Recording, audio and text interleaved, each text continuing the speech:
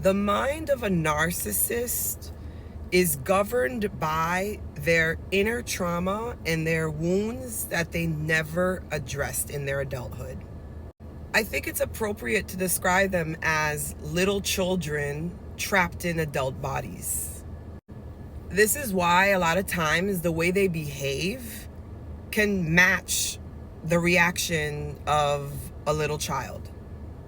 When you challenge a narcissist's ego, you are activating the biggest defense button inside of them, and oftentimes you could be the recipient of their rage, their anger, and their hate.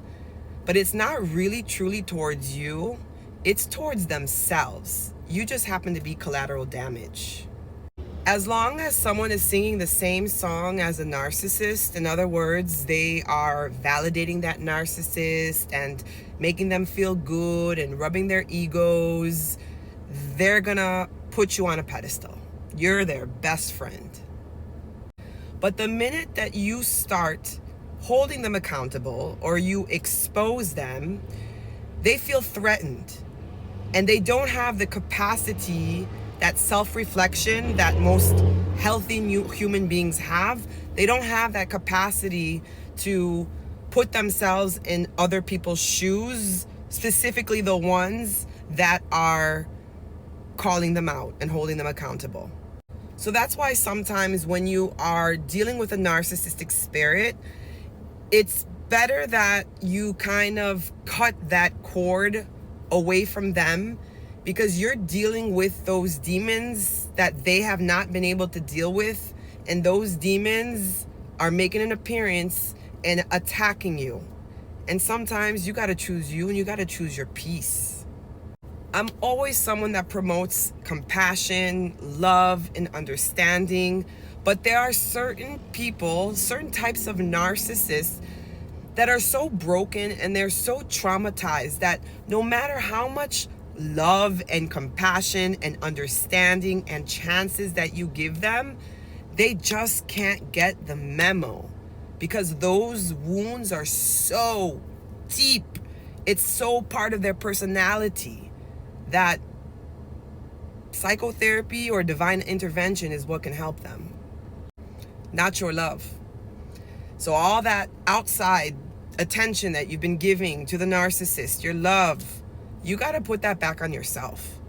You need to develop your relationship with the Most High and stop trying to think that you can change people. There are people whose operating system is rooted in darkness, and you gotta let God handle that. You got to turn the focus around and recognize your worth, recognize your value, recognize that you're the bomb.com, and it's a blessing for you to be in somebody's life. You add grace to people's lives. And if they cannot recognize that, it's not your job to try to get them to see the light. Allow God to get them to see the light. If you've dealt with a narcissistic spirit, like we all know, like they're sick, right? But we need to stop putting the attention on them. We need to stop focusing on what they did, all right? Once you unlock another stage in your healing, you're going to get to a point where it's going to be all about you and your growth and loving yourself and recognizing your value and developing the relationship with the Most High. And you're going to learn to not let anybody disturb your peace and not let anybody dim your light, because that's too precious. Those that vibrate at the same frequency as you will recognize just the divine person that you are. Those who can't see it, they're operating in a lower frequency. Leave them there and keep on rising to the top.